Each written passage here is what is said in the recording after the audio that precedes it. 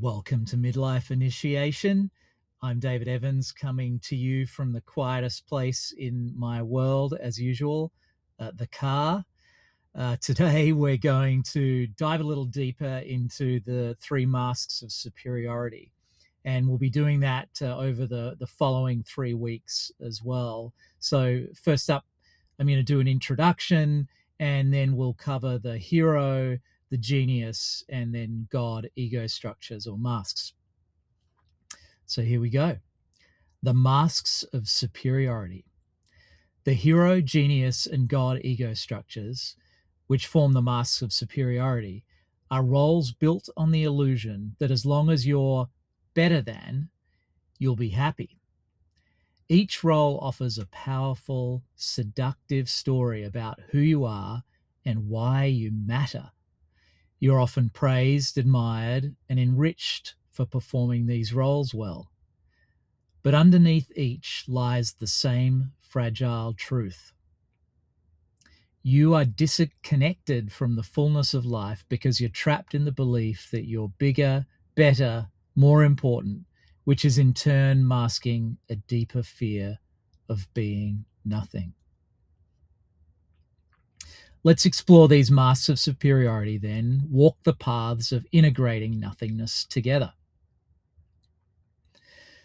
These masks are superiority complexes, forged in ambition, armor, and egoic inflation. More right, more capable, more awakened, more deserving of love, power, or trust. Each ego structure makes a self of one of the three centers of intelligence. The hero path over-identifies with the will, driven by domination, achievement, and the belief that strength is what makes someone worthy. The God path over-identifies with the heart, not through vulnerability, but as exceptionalism, attached to feeling good at all costs. The genius path over-identifies with the mind, believing the clarity with which they can understand and explain reality provides control and mastery through the intellect. The world rewards these roles materially. The hero builds empires. The god inspires devotion. The genius invents the future.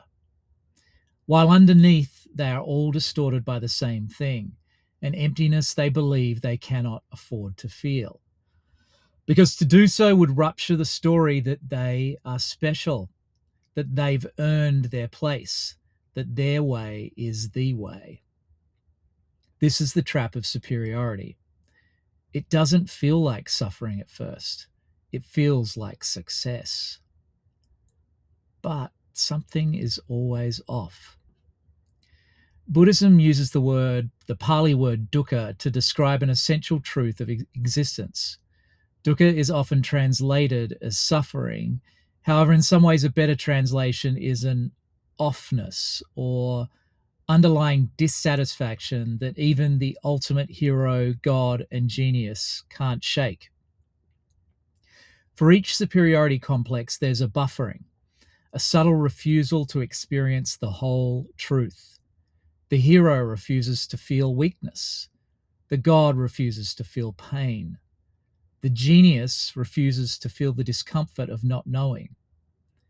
And so the world becomes something to dominate, solve, or transcend, rather than something to touch, share, and belong to.